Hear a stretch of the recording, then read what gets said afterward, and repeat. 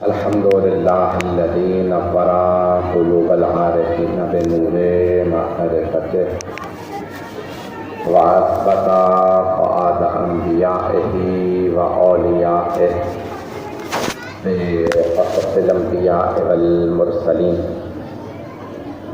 وأكمل إيمان المسلمين والمؤمنين بولاية علي أمير المؤمنين عليه السلام.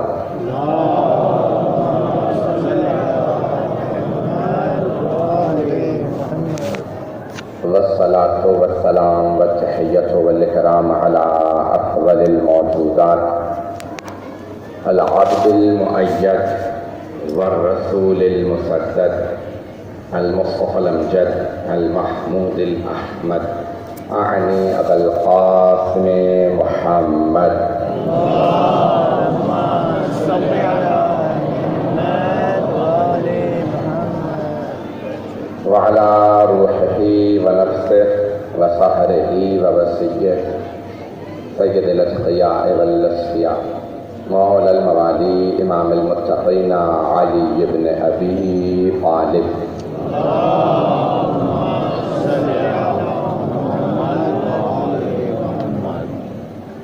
وعلى أوصيائه لا سيما بقية الله في الأرضين روحي وأرواح العالمين لتراب مقدمه الفدا واللعنة الدائمة على أعدائهم أجمعين من الآن إلى قيام يوم الدين.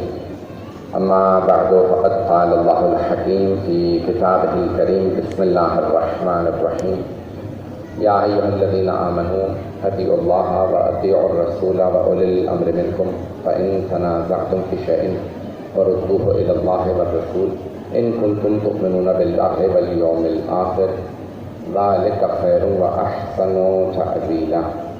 صدق الله العلي العظيم. صلوات.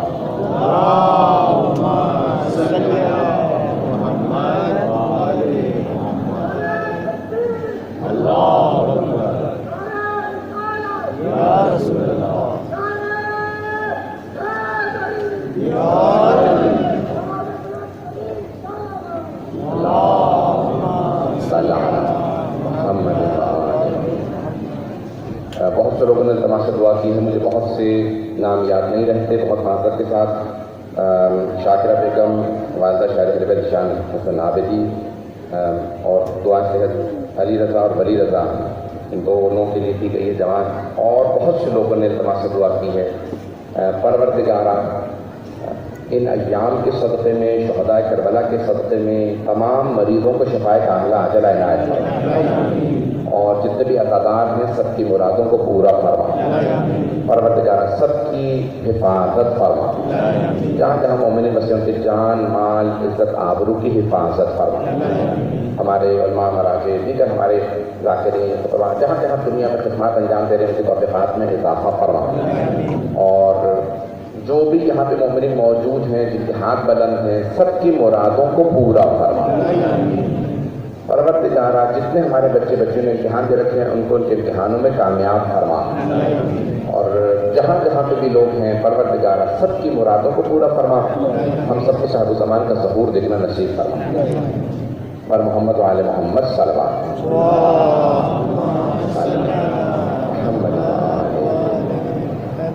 یہ اشرف مجالس اطاعت کے عنوان سے آپ کی خدمت میں جاری ہے، اور میں جانتا ہوں کہ بے انتہا مؤمنین سن رہے ہیں. مجھے بتایا گیا ہے کہ جتنے مؤمنین یہاں سامنے نظر آتے ہیں اس سے زیادہ بہت دور دور تک مؤمنین موجود ہیں، اور اطراف کے زیادہ تر جو ہمارے بھائی ہیں وہ بھی سب سن رہے ہیں مجالس، اور بے انتہا مؤمنین اور بہت سے ہمارے اور اہل سنت بھائیوں نے آ کے مجھے خود بتایا کہ مجالس سنتے ہیں، دیکھ رہے ہیں، آتے بھی ہیں اور استفادہ کر رہے ہیں. جناب سیدہ سب کا سننا مجلس میں آنا اپنی بارگاہ میں قبول فرمائیں. اور میں نے کوشش کی ہے کہ اس عنوان سے متعلق کو پیش کروں کہ قرآن کریم سے فوکس رہے اور پورا قرآن کریم کو محور بنایا جائے، اور کوشش کروں کہ وہ متعلق جو سب کے قابل قبول ہوں. تشیع کا محور رسول اللہ رسول کے بعد قرآن و اہل بیت ہیں، اور ہم ہر کوشش یہ کرتے ہیں کہ ہر شے قرآن و اہل بیت سے لیں. اگر ہم توحید بھی سمجھنا چاہتے ہیں تو قرآن سے اور اہل بیت علیہ السلام سے. ہم سیرت نبی کو بھی سمجھنا چاہتے ہیں تو قرآن و اہل بیت سے حدیث بھی لیتے ہیں، تو اہل بیت علیہ السلام سے فقہ سمجھتے ہیں تو اہل بیت سے، تفسیر لیتے ہیں تو اہل بیت سے۔ ہماری زندگیوں کا اصول یہ ہے کہ ہماری زبانوں پہ بس اہل بیت ہے، اور خود رسول اسلام نے سب سے زیادہ حدیث، کیونکہ قرآن و حدیث دنیا کے اندر واقعی میں برادران کہتے ہیں قرآن و سنت۔ اگر آپ قرآن کے بعد سنت کو دیکھیں اور حدیث کو دیکھیں تو رسول اسلام کی سب سے زیادہ احادیث، حتیٰ نماز پہ سب سے زیادہ حدیث ہے، اس سے بھی زیادہ حدیث۔ اگر نماز پہ رسول خدا کی تمام حدیث کو جمع کر لیا جائے تو 4-5 جلدوں سے زیادہ حدیث نہیں ہے۔ مجھے مجمع کی توجہ چاہیے، تمام کے تمام موضوعات پہ جتنی احادیث سرور کائنات نے، سید الانبیاء نے، سید المرسلین نے جتنی احادیث بیان فرمائی، سب سے زیادہ احادیث اہل بیت علیہ السلام کی شان میں فرمائی،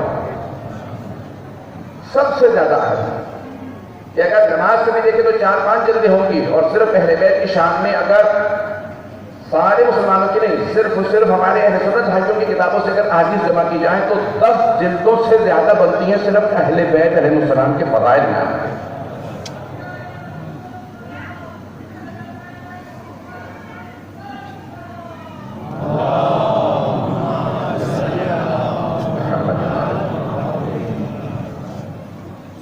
تو سب سے زیادہ حدیث، اور ان میں بھی اگر اہل بیت میں دیکھیں تو سب سے زیادہ حدیث مولا کائنات کی شان میں حبیب خدا نے فرمایا۔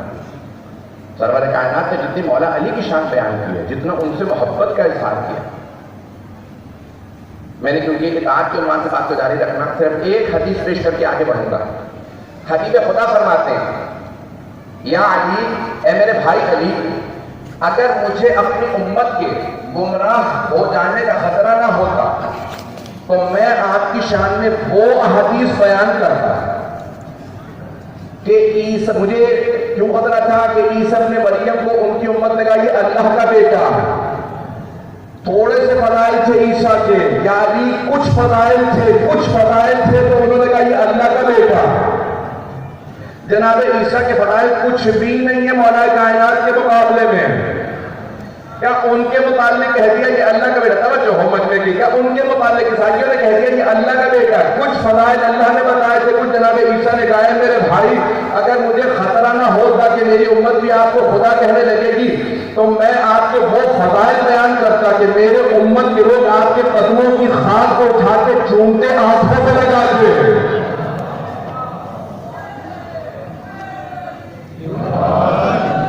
اور حبیب خدا نے فرما دیا کہ یہ ایسا کرتے، ہم ایسا کرتے ہیں، پتہ نہیں لوگ ہیں یا نہیں۔ حبیب خدا نے فرمایا ایسا کرتے اگر میں بیان کر دیتا، اس لیے ہم ایسا کرتے ہیں۔ وہ خاک جناب امیر سے منسوب ہو جائے وہ پھر خاک نہیں ہوتے، وہ ہمارے لیے بخشش کا وسیلہ بن جاتی ہے۔ تو اطاعت کے عنوان سے جو میں مطالب پیش کر رہا ہوں، فَإِن تَنَازَعْتُمْ فِي شَيْءٍ فَرُدُّوهُ إِلَى اللَّهِ وَالرَّسُولِ، اگر کبھی تنازع ہوتا تو اللہ اور اللہ کے رسول کی طرف پلٹا دو۔ اے میرے حبیب یہاں پہ تب تک ایمان نہیں لائیں گے، کہیں بھی کہ میں ایمان لے آیا تو یہ ایمان نہیں لایا، حَتَّى يُحَكِّمُوكَ فِيمَا شَجَرَ بَيْنَهُمْ، جب تک کہ آپ کو حکم قرار نہ دیتے اپنے تمام فیصلوں میں۔ آخری فیصلہ رسول اکرم کا۔ پیش کر رہا ہوں صرف ایک واقعہ اور پھر آگے بڑھاؤں گا۔ پیغمبر اسلام کے پاس ایک صحابی تشریف لائے، یا رسول اللہ میں آپ کا مسلمان ہوں، آپ کا چاہنے والا۔ یہ ایک اور صحابی، میں نے ان سے یہ مکان خریدا، ان کا مکان تھا میں نے خرید لیا، لیکن یہ پھر بھی میرے مکان میں بغیر اجازت کے داخل ہو جاتے ہیں۔ رسول خدا نے بتایا کہ بھئی یہ شکایت کر رہے ہیں تمہارے، کیا تم ان کے گھر میں جاتے بغیر اجازت کے؟ کہا ہاں یا رسول اللہ۔ کیوں؟ جب مکان بیچ دیا تو کیوں جاتے ہو؟ یا رسول اللہ جب میں مکان بیچ رہا تھا تو مکان کے صحن میں ایک درخت ہے کھجور کا جو میں نے لگایا تھا، تو میں نے نیت کر لی تھی یہ کھجور کا درخت میں اسے نہیں بیچ رہا، اب وہ درخت میرا ہے، گھر تو ان کا ہے جو میں بیچ چکا ہوں، درخت میرا ہے، اب اپنے درخت کے پاس جاؤں گا تو وہ ان کے صحن میں، وہ ان کے گھر کے آنگن میں، ان کے گھر کے باغ میں، گھر ان کا باغ ان کا لیکن درخت میرا۔ توجہ ہے؟ طرف میرا اس لیے جاتا ہوں، پیغمبر اسلام حبیب خدا ایک مرتبہ مخاطب ہوئے اور ایک مرتبہ جملہ کہا کہ وہ گھر جو تم نے اس کو بیچ دیا، اس میں جو تم نے درخت لگایا کھجور کا، وہ درخت میں تم سے خریدنا چاہتا ہوں، وہ درخت مجھے بیچ دو، میں تمہیں جنت میں 10 پیسے ہی درخت دوں گا۔ کچھ مجمع میں لوگ موجود ہیں میرے ساتھ، میں جنت میں اس ایک درخت کے مقابلے میں 10 درخت دوں گا، جنت میں دوں گا، یعنی ضمانت دوں گا جنت میں جاؤ گے تو درخت لو گے۔ اب ہے نا رہا، اگر جنت میں 10 درخت دوں گا کہ مطلب جنت میں جاؤ گے تبھی درخت ملیں گے۔ کیا رسول اللہ میں وہ درخت نہیں بیچتا، کیا میں اس ایک درخت کے مقابلے میں 20 درخت دوں گا جنت میں، درخت بیچ دو، میں نہیں بیچتا۔ 70 درخت دوں گا، میں نہیں بیچتا۔ 100 درخت دوں گا، خلاصہ کر رہا ہوں، میں اس ایک درخت کے مقابلے میں اسے دے دو وہ درخت میں خریدتا ہوں، میں اس کو بخش دوں گا، تمہیں 100 درخت دوں گا جنت میں، وہ ایک درخت بیچ دو۔ کیا نہیں چاہیے؟ کیا ٹھیک ہے؟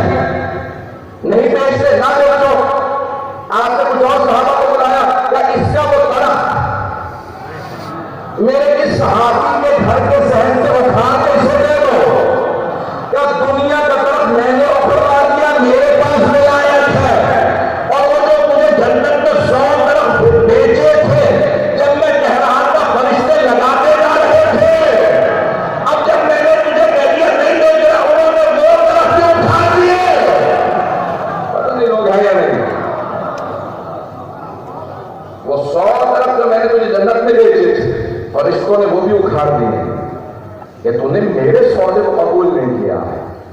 ایسا نہیں کہ جب پیغمبر فیصلہ دے دیں پھر کسی میں ضرورت نہیں ہونی چاہیے کہ وہ کہے مجھے فیصلہ قبول نہیں۔ بات تو ہو گئی ہے، اب میں فیصلہ دے چکا، دوسرے کے زندگی میں خلل آ رہا ہے، اس کے گھر کے اندر خلل آ رہا ہے، اس کی پرائیویسی ختم ہو رہی ہے، ان کی زندگی کو منحل کر رہے ہیں، مختل کر رہے ہیں، یہ گھر کا درخت دے دو، کر نہیں دوں گا تو آپ نے کہا اس درخت کو اکھاڑو، نکال دو وہاں سے، اب جہاں لے جانا لے جاؤ، درخت بھی تمہارا، جنت میری تھی، فیصلہ بھی میرا۔ عزیزان گرامی، کسی مسلمان کو، کسی امتی کو یہ حق نہیں ہے کہ پیغمبر فیصلہ دے، سوال کرے۔ اب آئیے ذرا پیغمبر فرماتے ہیں، مدنی توجہ ہو، کچھ لوگ نتیجے میں پہنچ گئے، مجھے آپ پر تمام مدنی توجہ چاہیے۔ عزیزان گرامی، حبیب خدا فرماتے ہیں یا کہتے ہیں ہاتھ کو ید اللہ سنت ہوگا، کچھ لوگ پہنچ گئے، یدی و ید علی فی القضاء سوا، میرا اور علی کا ہاتھ قضاوت میں ایک سا ہے، فیصلوں میں ایک ہے، جو فیصلہ میں دوں گا وہی علی دیں گے، جو علی فیصلہ دیں گے وہ میں دوں گا۔ جس نے میرا فیصلہ رد کیا اس نے علی کا فیصلہ رد کیا، جس نے علی کا فیصلہ رد کیا اس نے میرا فیصلہ رد کیا۔ نوجوانوں کی توجہ کے لیے پیش کر رہا ہوں کہ جناب سلمان، حضرت سلمان فارسی رضی اللہ عنہ آئے، آنے کے بعد دیکھا سرور کائنات کے سامنے کھجور رکھے، کہ یا رسول اللہ عطا فرمائیے، اور میں اٹھائے پیغمبر نے بغیر گنے جناب سلمان کے ہاتھ پہ رکھے، جناب سلمان نے خورمے ہاتھوں میں لیے، سلام بجا لاتے ہوئے باہر نکلے، جا کے گنے 9 خورمے تھے۔ فوراً جناب امیر کی بات ہم نے کہے دیکھا وہ بھی خورمے کھا رہے، کہ یا علی عطا فرمائیے، مولا نے بھی بغیر گنے بغیر دیکھے خورمے اٹھائے، جناب سلمان کے ہاتھ پہ رکھے، جناب سلمان نے گننا شروع کیے۔ مولا نے فرمایا سلمان گننے کی کیا ضرورت ہے، اگر پیغمبر نے 9 سے زیادہ عطا کیے ہوتے میں بھی 9 سے زیادہ دیتا۔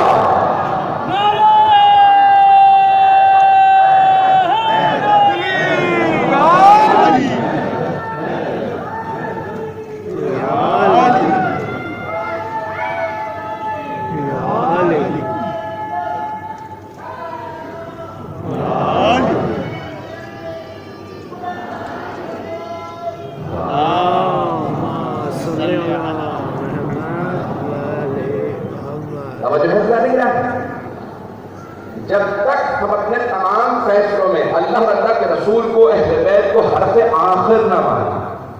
اب آپ سوال کر سکتے ہیں، آج کا جوان سوال کر سکتا ہے کہ اب ہم رسول اسلام کے زمانے میں نہیں، یہ رسول اسلام کے فوراً بعد کا زمانہ،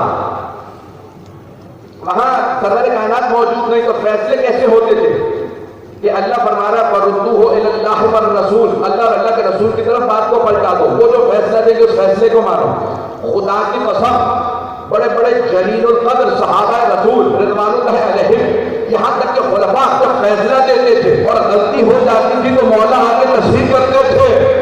آپ فرماتے تھے یہاں پہ یہ فیصلہ نہیں غلطی کر دی ہے تو بڑے بڑے صحابہ خود سے کہتے تھے علی نہ ہوتے تو ہم ہلاک ہو جاتے.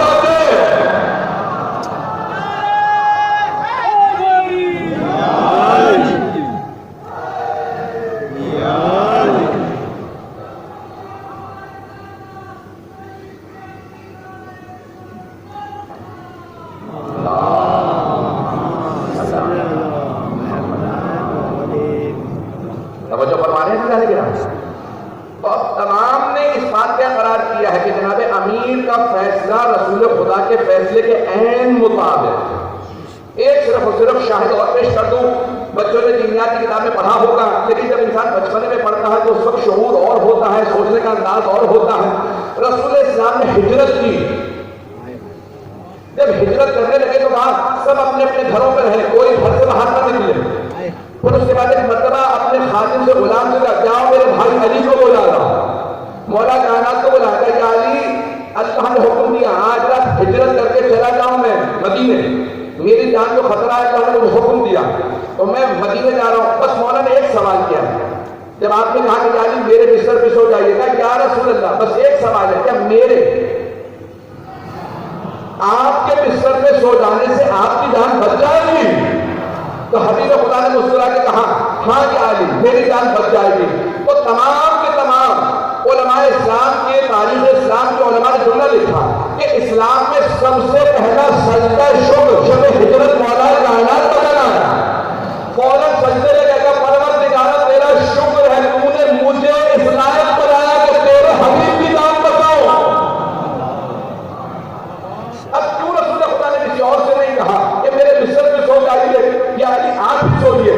کیونکہ تمام کے تمام جب وہ مشرکین آئے سرور کائنات کے قتل کے لیے, قریش کے سردار جمع ہوئے دار الندوہ کے اندر, جہاں مشورہ کیا کیا جائے کہ محمد کو قتل کر دیتے ہیں. رسول خدا کے قتل کا منصوبہ بنایا کہ ہر قبیلے سے ایک آدمی لو, کب تک بنی ہاشم سے لڑتے رہیں گے, ہر قبیلے کا ایک آدمی ہو.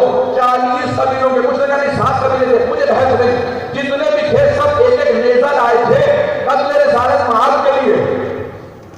رسول خدا نے کہا کہ علی میرے بستر پہ سو جائیے جان بچ جائے گی. پیغمبر چلے گئے, وہ بار بار دیکھتے تھے اور ایک ہی جملہ کہتے تھے ابھی محمد سو رہے ہیں, ابھی محمد سو رہے ہیں. رسول خدا کا ایک معجزہ تمام علماء نے لکھا, جب آپ سوتے تھے تو بالکل سیدھے گڑبڑ نہیں لیتے تھے, کالے رنگ کی چادر لیتے تھے. آپ نے بھی مسجد سنی ہوگی یہ بات, ایک کالی کملی والے جس کو لاکھوں سلام, وہ حبیب خدا کالی چادر لیتے تھے, کالی چادر لیتے تھے, کالی چادر لیتے تھے. پیغمبر کالی چادر لے تو سنت ہے, ہم پہلے تو بدعت کیسے؟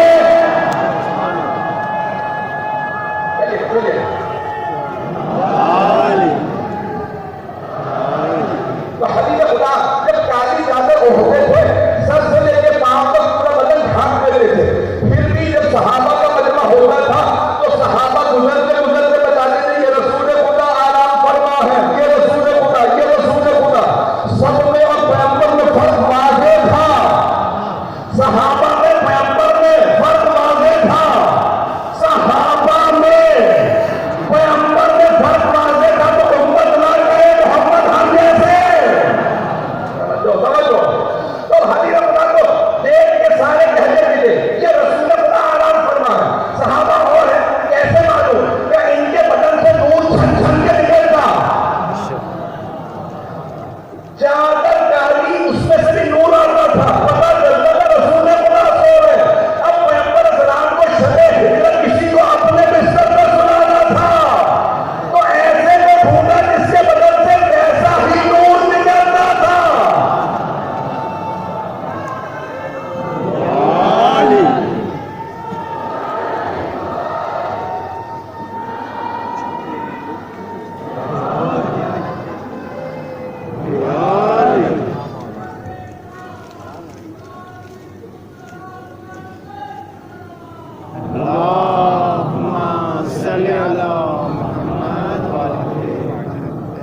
اطاعت ذہن میں رکھیے گا جس کو پیش کر رہا ہوں. حبیب خدا نے بس ایک وصیت کی جناب علی کو، بلکہ دو وصیتیں، یا علی کل فاطم کو، فاطمہ کی جگہ فاطم لیتے آئیے گا، آپ اپنے ساتھ لیتے آئیے گا، مدینے لے آئیے گا، میں رات میں نہیں لے جا سکتا، جان کو خطرہ ہے، آپ لے آئیے گا، اور ایک کام کیجیے گا، میرے پاس سارے مکے والوں کی امانتیں رکھی ہیں، سب کی امانتیں لوٹا دیجیے گا۔ کسی مورخ نے نہیں لکھا، ضعیف سے ضعیف روایت نہیں ملتی کہ مولا نے پوچھا یا رسول اللہ پورا گھر بھرا ہوا ہے، اتنے مکے والے ہزاروں کی تعداد میں سب کی امانتیں آپ کے گھر میں ہیں، نام بھی نہیں لکھے، کون سی امانت کس کی ہے؟ بہت کیا ہے حضرات، بہت کیا ہے اللہ سے سن رہا ہے، یا رسول اللہ امانتوں پہ نام بھی نہیں ہے، کوئی اس زمانے میں لاکر بھی نہیں تھے کہ چابیاں لے آئے تو مجھے پتا ہو کہ اس کی چابی ہے تو اسی کی امانت ہوگی، کسی ضعیف روایت میں بھی نہیں کہ مولا نے پوچھا یا رسول اللہ امانتوں پہ نام تو بتائیے، کہ یا رسول اللہ مطمئن ہو جائیے سب کو امانتیں مل جائیں گی۔ پیغمبر صاحب ہجرت کر کے چلے گئے، صبح کے دن مولا نے اعلان کیا جن جن کی امانتیں رسول خدا کے پاس تھی آ کے لے جاؤ۔ اب مکے میں زیادہ تر مشرک اور کافر رہ گئے تھے، کسی نے شکوہ نہیں کیا کہ ابھی میری امانت نہیں ملی، سب کا ماننا کہ امانتیں مل گئی، بتا رہا ہے علی اگر پیغمبر لے تو دینا جانتے ہیں۔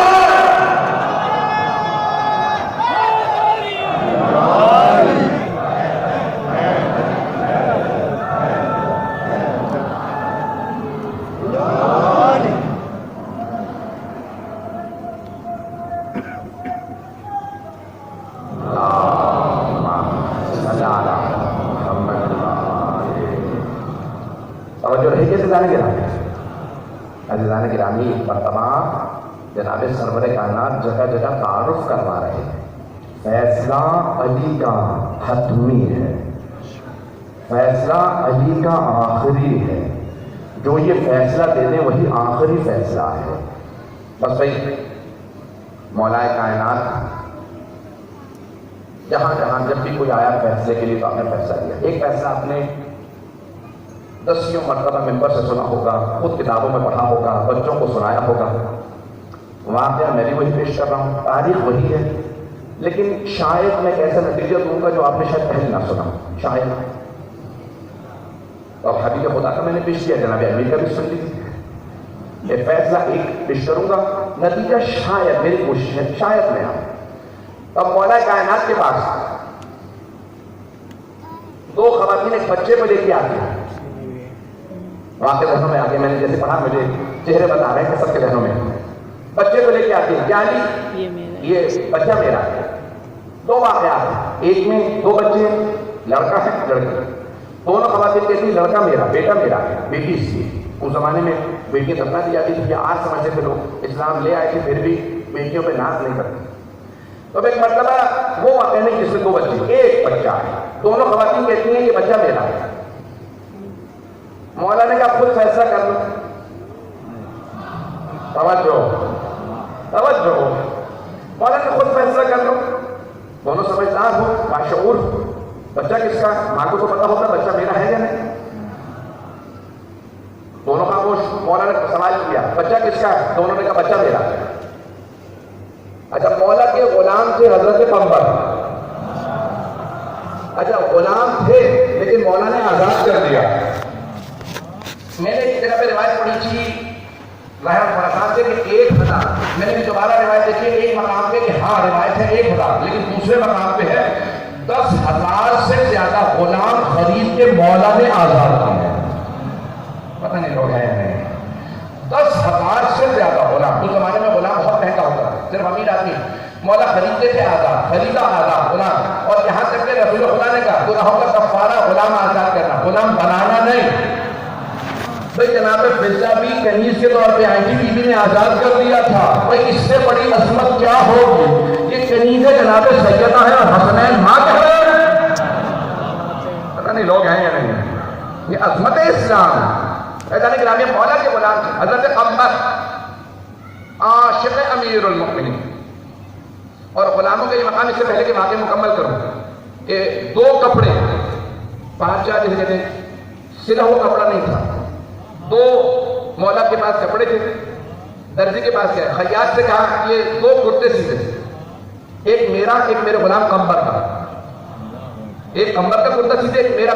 एक मरतबा दर्जी की जैसे आदत होती है, उसने फौरन कपड़े को हाथ लगाया, बस मस करते ही उसे अंदाजा हो गया एक कपड़ा महंगा है दूसरा सस्ता। तो उसने फौरन सवाल किया क्या जी एक कपड़ा तो बहुत अच्छा है महंगा, दूसरा कोई मामूली कपड़ा है, तो आपका कुर्ता कौन से कपड़े का सी दूं आपके लिए और ये जो मामूली कपड़ा है? तो जनाब कंबर मौला से पहले बोले क्या अजीब आदमी हो, मौला से उल्टा सवाल कर रहे हो, ये मौला है महंगा कपड़ा इनका सी दो, मैं गुलाम हूं सस्ता मामूली कपड़ा मेरे लिए। मौला ने कहा खबरदार कंबर की बातों में ना आना, मैं बूढ़ा हूं मामूली कपड़ा मेरे लिए सीधे, ये जवान है महंगा इसके लिए सीधे।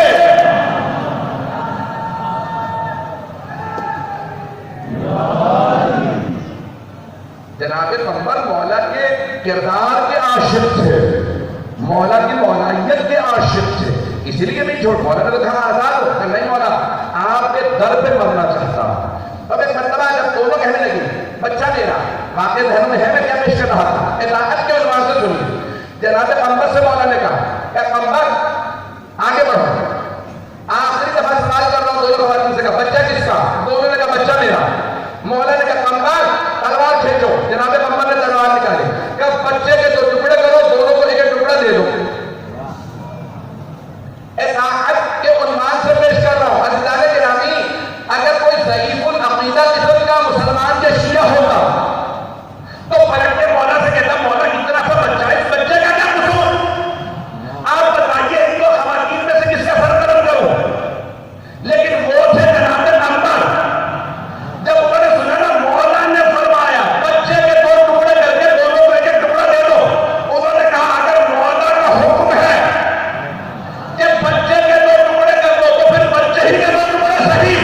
तलवार फेंकी आगे बढ़े, जैसे ही तलवार उठाई 2 खवातीन में से एक बोली मुझे बच्चा नहीं चाहिए इसे दे दो। मौला ने कहा ये जो कह रही है बच्चा नहीं चाहिए ये मां है, तो ये जो कह रही है बच्चा नहीं चाहिए ये मां है। मजमे ने कहा मौला वो खुद अपनी ज़बानी कह रही है बच्चा नहीं चाहिए। मौला ने कहा क्योंकि मां है इसीलिए मैं कह रही है, ये नहीं कह रही मैं मां नहीं होगा बच्चा इसे दे दो, मुझे बच्चे की जिंदगी चाहिए कहीं भी रहे। अब पता चला जो मां हो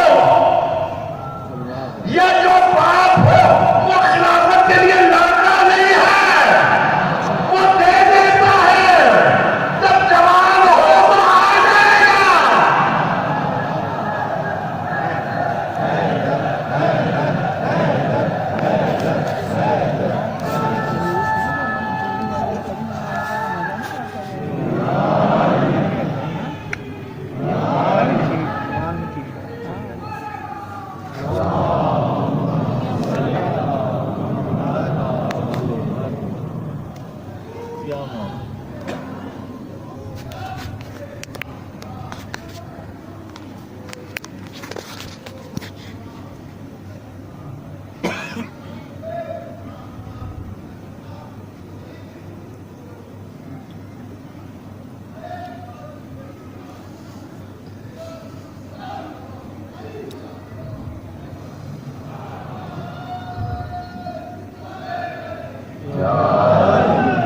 अब जो परवाने से सारे क्या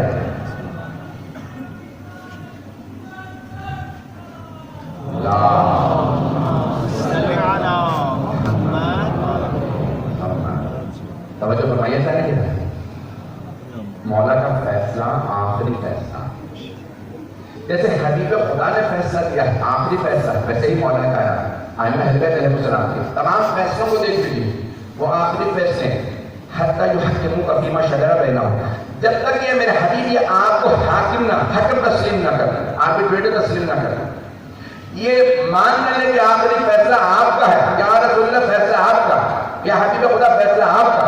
और हबीब खुदा फरमा रहे मेरे बाद कदावत में जो हाथ है वो अली इब्न अबी तालिब, और आपने मुख्तलिफ अंदाज से तारफ करवाया। अब मासूमीन अलैहिस्सलाम का एक मकाम है, एक अजमत है और एक आज दौर, आज हम अपने فیصلے کریں تو کیسے؟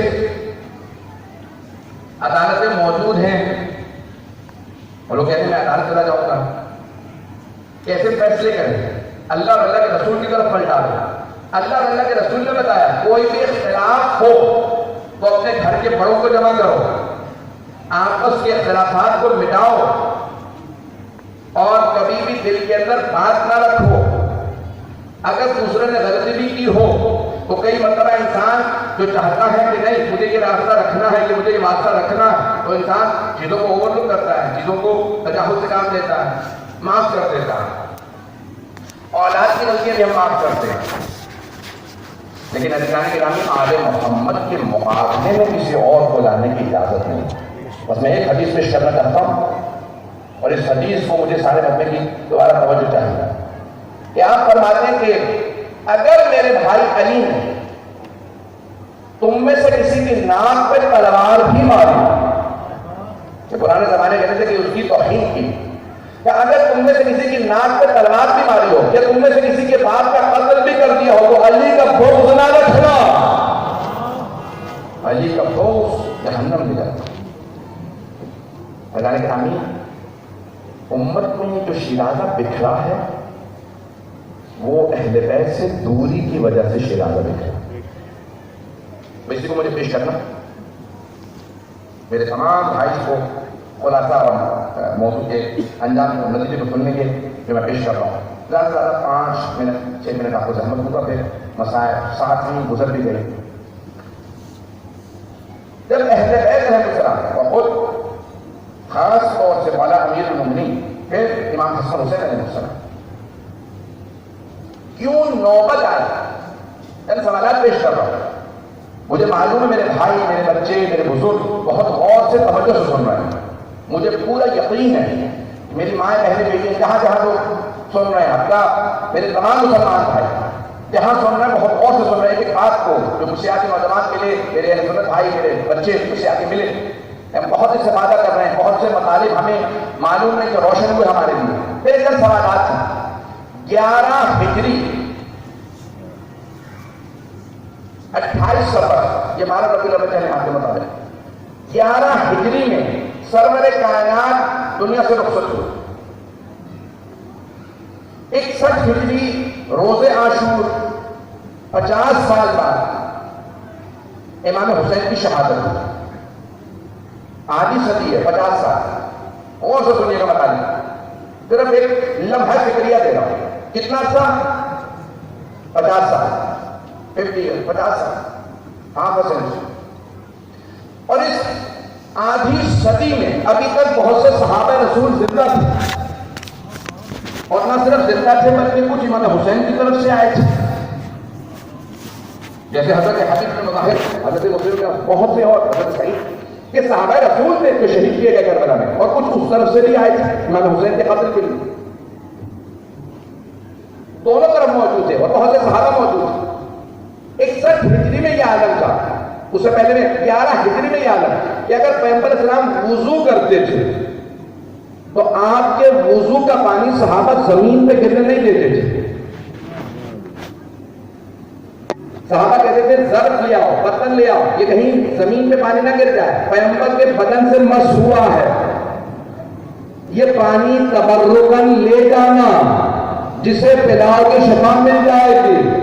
صحابہ پیغمبر کے وضو کا پانی تبرکن لے جاتے تھے، تبرکن۔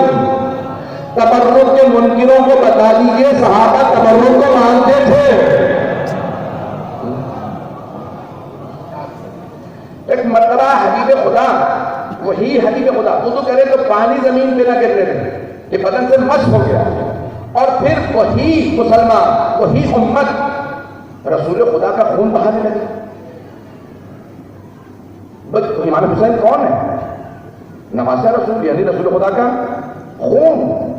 آپ نے فرمایا لحمہم لحم، ان کا گوشت میرا گوشت، ان کا خون میرا خون، تو رسول خدا کا خون بہا رہے ہیں۔ 50 سال میں ایسا کیا ہو گیا تھا کہ وہی کلمہ ہو جو حبیب خدا کا پسینہ زمین پہ نہ گر رہے ہیں۔ آپ نے سنا ہوگا، اور اسے رسول اسلام کا پسینہ بھی لوگ صاف کر لیتے تھے، یہاں تک کہ اپنے لبوں پہ رکھتے تھے، اپنی زبان پہ رکھتے تھے، اور وہی پھر رسول خدا کا خون بہانے پہ تیار ہو گیا۔ ایسا 50 ہی برس میں کیا ہو گیا تھا؟ بس امت نے اہل بیت کو بھلا دیا تھا، انہیں اتنا دور کر دیا تھا اپنے سے کہ پھر وہ سمجھ رہے تھے ہم اہل بیت کو چھوڑ بھی دیں تب بھی ہم مسلمان ہیں۔ عزیزان گرامی، بغیر آل محمد کے کسی کا کلمہ قبول نہیں، کسی کی نماز قبول نہیں، کسی کا روزہ قبول نہیں، کسی کی کوئی عبادت قبول نہیں، اطاعت اہل بیت کے بغیر کچھ قبول نہیں۔ اور صرف جنگ کرنے نہیں آیا، بلکہ نبی کی نواسیوں کو قیدی بنا کے بازاروں میں لے آئے۔ اور سنیے گا یہ جملے، روتے رہیے گا، گریہ کیجیے گا، یہ گریہ عبادت ہے ہماری۔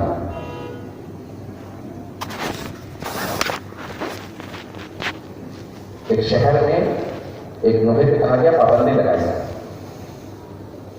کون سے نوحے پہ؟ یہ نوحے پہ جملہ ہے، پیارے نبی کی پیاری نوازی، شام کو قیدی بن کے چلے۔ وہ ہر مسلمان بچہ بس ایک ہی سوال کر رہا تھا، کیا ان کے نبی اور ہیں اور ہمارے نبی اور ہیں؟ تو سب کو بتانا پڑا نہیں، نبی تو ہم دونوں کے شیعوں کے سن سب کے ایک ہی ہیں۔ تو کیا مطلب، یعنی جو ان کے نبی کی نوازی قیدی بنا کے لے جائے گی ان کی بازاروں میں، وہ ہمارے نبی کی بھی نوازی تھی؟ ہاں، وہی ہمارے نبی کی بھی نوازی۔ تو پھر ہم کیوں نہیں غم منا رہے ہیں؟ عزیزان گرامی، آج آخری دور جو ہے یہ حسین ابن علی کی مظلومیت کو آشکار کرنے کا دور ہے۔ دنیا بھر میں 7 محرم مجالس اس طرح سے برپا کی جاتی ہیں کہ حضرت قاسم ابن حسن کی شہادت کا مسائل پڑھا جاتا ہے۔ آج ایک مظلوم باپ کے مظلوم بیٹے کے مسائل کو پیش کرنا ہے۔ خاندان اہل بیت میں پہلا جو جنازہ اٹھا نا، تشییع جنازہ، وہ امام حسن مجتبیٰ کا تھا۔ میرے کو دیکھیے گا، سرور کائنات کی وصیت تھی میری قبر میرے گھر میں بنانا۔ تو قبر جو بنائی گئی تھی وہ آپ کی قبر مطہر، جسد مطہر آپ کے گھر میں۔ جناب سیدہ کی بھی وصیت تھی میرا تشییع جنازہ نہ ہو، کسی کو میرے جنازے میں نہ آنے دیجیے گا۔ نہ جانے بی بی کتنی دکھی تھیں، کتنی اذیت میں تھیں کہ کسی مدینے والے کو میرے جنازے میں نہ آنے دیجیے گا۔ مولا امیر المؤمنین نے بھی وصیت کی امام حسن مجتبیٰ کو، بیٹا میرے جنازے کا اعلان نہ کیجیے گا، خاموشی سے نجف اشرف میں دفنا دیجیے گا۔ 4 تابوت برآمد ہوئے گھر سے، ایک مکے گیا، ایک مدینے، ایک بصرہ۔ کیوں؟ مولا فرماتے تھے میرے دشمن میرے جسد مطہر کی توہین کرنا چاہتے ہیں، اس لیے میرے لال، میرے حسن، آپ قبر کا نشان نہ بتائیے گا۔ یہ مظلومیت نہیں تو اور کیا ہے؟ پہلا خاندان اہل بیت سے تابوت برآمد ہو رہا ہے، کس کا؟ امام حسن مجتبیٰ کا۔ میں تفصیل سے پڑھنا چاہ رہا تھا، کوئی بھی آنکھ اگر ساتھ چلے گا تو میرا آپ سے وعدہ ہے ہر آنکھ میں آنسو ضرور آئے گا۔ پہلا تابوت تھا جو خاندان اہل بیت سے اٹھا، کس کا تابوت؟ مولا حسن مجتبیٰ علیہ السلام کا۔ تاریخ میں پہلا تابوت ہے جو گھر سے گیا اور کچھ ہی دیر میں گھر واپس آ گیا۔ وہ جو بہنیں دروازے پہ کھڑی تھی نا تابوت کو الوداع کہنے کے لیے، وہ ابھی تک دروازے ہی پہ کھڑی ہوئی۔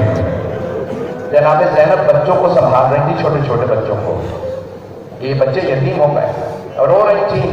اتنے میں دیکھا تابوت واپس آ گیا، لیکن فرق تھا تابوت میں، جب گیا تھا تو کفن سفید تھا، لیکن جب تابوت واپس آیا تو کفن سرخ ہو چکا تھا۔ حضرت کو مدد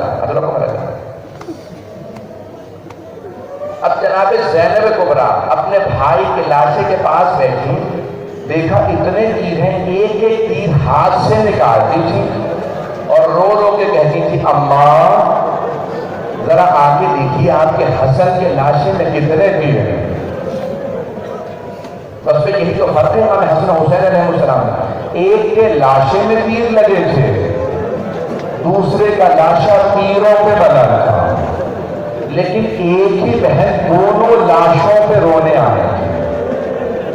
اجرکم اللہ، کوئی کفر نہ کرے آپ۔ بس بھئی جناب قاسم کی زیارت برآمد ہونی ہے شبیہ، بس بھئی جس لیے میں نے یہ سارے تمہید باندھا، جب زہر دے دیا کہتے ہیں نا مولا حسن مصطفیٰ علیہ السلام، جعفہ بنت اشعث ملعونہ نے زہر دیا، جام والے کے کہنے پہ جب زہر دیا تو 7ویں دفعہ زہر دیا تھا، تو مولا ایک مرتبہ اپنی کسی خادم سے کہنے لگے مجھے تشت لا دے، میرے سینے میں شدید تکلیف ہے، اور خادم سے کہا میرے بھائی حسین کو بلا دے اور میری بہنوں کو خبر کر دے حسن مصطفیٰ کا آخری وقت ہے۔ ایک مرتبہ جب تشت آیا نا تو مولا حسین پہنچ چکے تھے، تو تشت کو دیکھا، مولا حسین رونے لگے گا بھیا یہ کس نے آپ کو زہر دیا؟ کہا یہ بعد میں بتاؤں گا، پہلے تشت کو چھپا دو کیونکہ میری بہنیں آنے والی ہیں، میں نہیں چاہتا میری بہنیں میرے جگر کے ٹکڑے دے دیں۔ میں نے یہ ساری تمہید باندھی ہے، میری طرف دیکھیے گا، یہ جناب قاسم کے مسائل مجھے پیش کرنا، بہت شدید تکلیف تھی مولا حسن مصطفیٰ کے سینے میں۔ ایک مرتبہ مولا حسین نے سہارا دیا، کہا بھیا آرام کیجئے، جیسے مولا حسن لیتے نا، جیسے ہی لیتے تو جناب قاسم 1.5 یا 2 برس سے تھے، جناب قاسم مولا حسن کے سینے پہ آ گئے۔ آپ جانتے ہیں نا چھوٹے بچوں کو باپ کے سینے پہ سونے کا بہت شوق ہوتا ہے۔ جیسے ہی جناب قاسم آئے، جناب قاسم کی والدہ نے کہا قاسم بابا کے سینے میں شدید تکلیف ہے، بابا کے سینے سے اتر جاؤ۔ جیسے اتارنا کہا مولا حسن نے کہا کہیں میرے قاسم کو میرے سینے پہ رہنے دو، جب میرا قاسم میرے سینے سے لپٹتا ہے مجھے آرام محسوس ہوتا۔ مولا نے پیار کرنا شروع کیا، ایک مرتبہ پیار کرتے کرتے پیشانی کو چوما، پھر بازوؤں کو چوما، سینے کو چوما۔ میرا دل کہتا ہے مولا کی نگاہوں میں کربلا کا میدان گھوم رہا ہوگا، یہی میرا قاسم ہوگا، گھوڑوں کی کعبے ہوں گے۔ اجرکم اللہ، جناب سیدہ آپ کا گریہ اپنی بارگاہ میں قبول فرمائے۔ میں دیکھ رہا ہوں حضور غلط آواز سے ہو رہا ہے۔ ایک مرتبہ مولا حسن نے بیٹے کو پیار کیا، سینے سے لگایا، ایک وصیت لکھی، جناب قاسم کی والدہ کو بلایا، اور بلانے کے بعد ایک مرتبہ کہا کہ میں وصیت لکھ رہا ہوں، قاسم ابھی چھوٹا ہے، جب قاسم جوان ہو جائے نا، نوجوان ہوگا، جوان کو کہا نوجوانی میں جب ان کے بازو، اجرکم اللہ، میں بھی پڑھوں گا پورا۔ ایک مرتبہ کہا کہ اپنی زوجہ سے فرمایا مولا حسن مصطفیٰ نے، کہا کہ میرا قاسم نوجوان ہو اور بہت زیادہ پریشان ہو، میں وصیت لکھ رہا ہوں، قاسم سے کہنا کہ زیادہ پریشان ہو بازو سے یہ تعویذ کھولے، اس وصیت میں میں نے اس کا حل لکھا ہے، اسے حل بتا دینا۔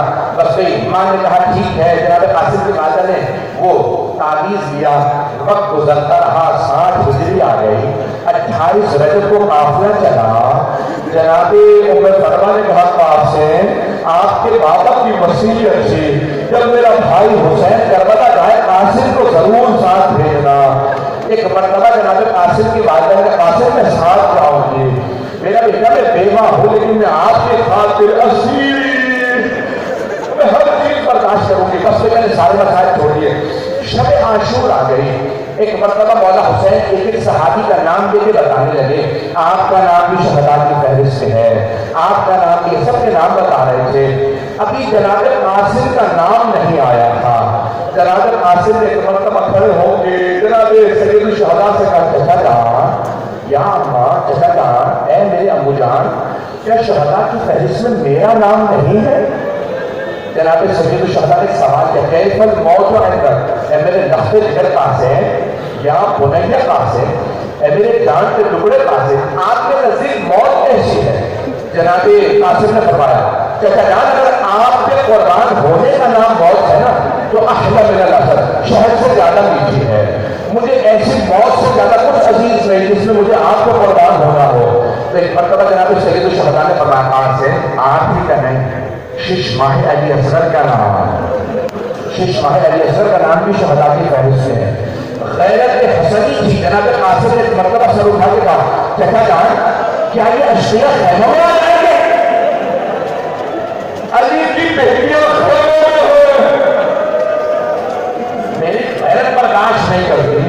جناب سید الشہداء نے فرمایا قاسم میں علی اصغر کو ہاتھوں پہ اٹھا کے لے جاؤں گا. بس صحیح میں کہوں گا ہے جناب قاسم آپ اگر آگے دیکھتے شام غریبہ میں خیموں میں آتے آپ کی پھوپھیاں کبھی اس خیمے سے اس خیمے میں اجرکم اللہ. بس صحیح 5-10 منٹ کی زحمت دوں گا. ایک میرے ساتھ چلیے گا ابھی کچھ دیر میں زیارت برآمد ہوگی. ایک مرتبہ جناب قاسم آئے کہا چچا جان اجازت ہے میں میدان کارزار میں جانا چاہتا ہوں. جناب سید الشہداء نے جناب قاسم کو دیکھا کہ قاسم آپ میرے مرحوم بھائی کی نشانی ہے. میں جب بھی بھائی کی زیارت کرنا چاہتا ہوں میں آپ کو دیکھ لیتا ہوں. قاسم آپ میرے بھائی کی شریک ہیں. قاسم میں آپ کو نہیں دیکھنا چاہتا. جب چند مرتبہ جناب قاسم نے سنا چاہتا مجھے اجازت نہیں دیتے اگر دیکھے کہ ضرور دیکھیے گا تو جناب قاسم بیٹھ سے رونے لگے مجھے اجازت نہیں مل رہی.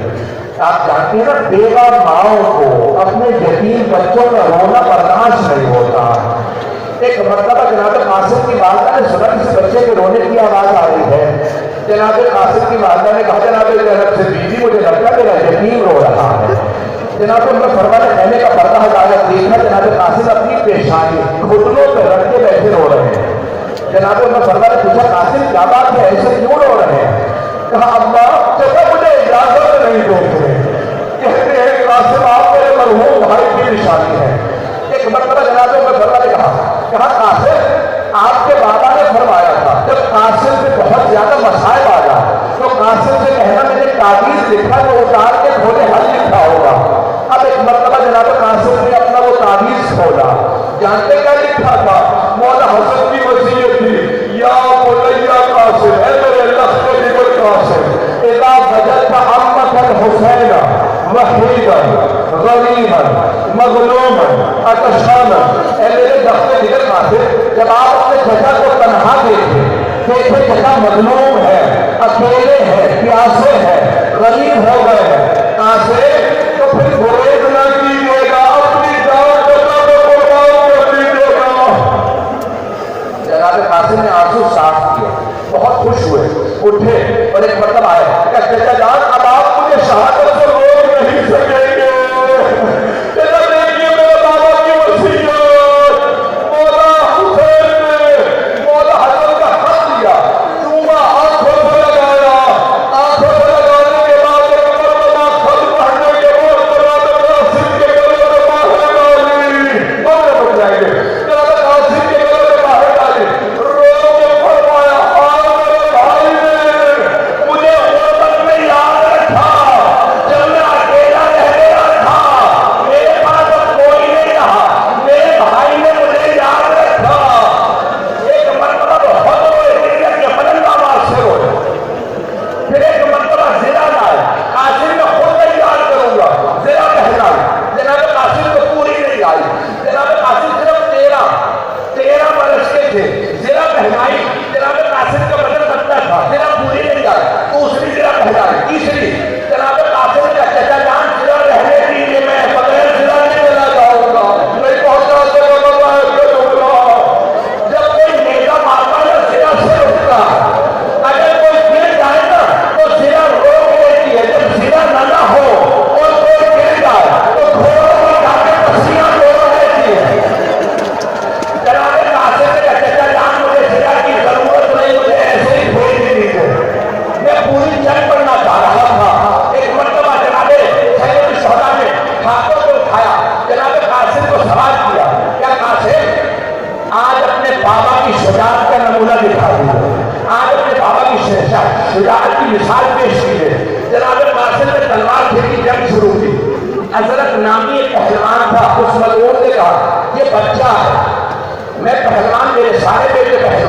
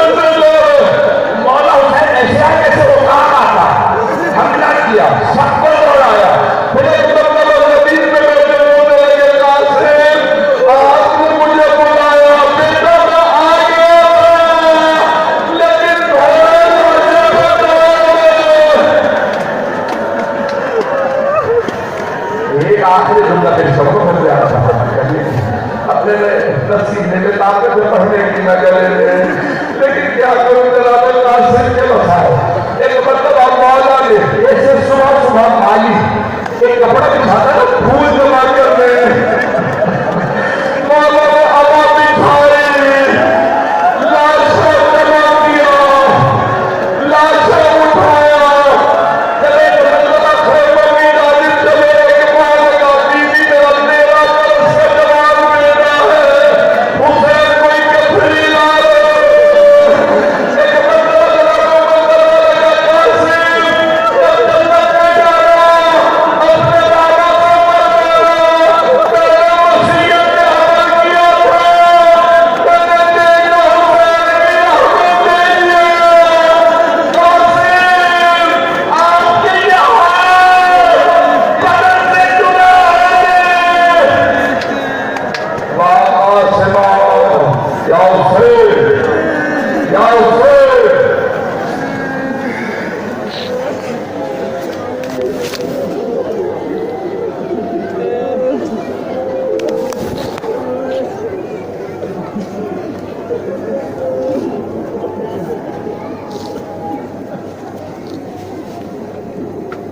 Okay.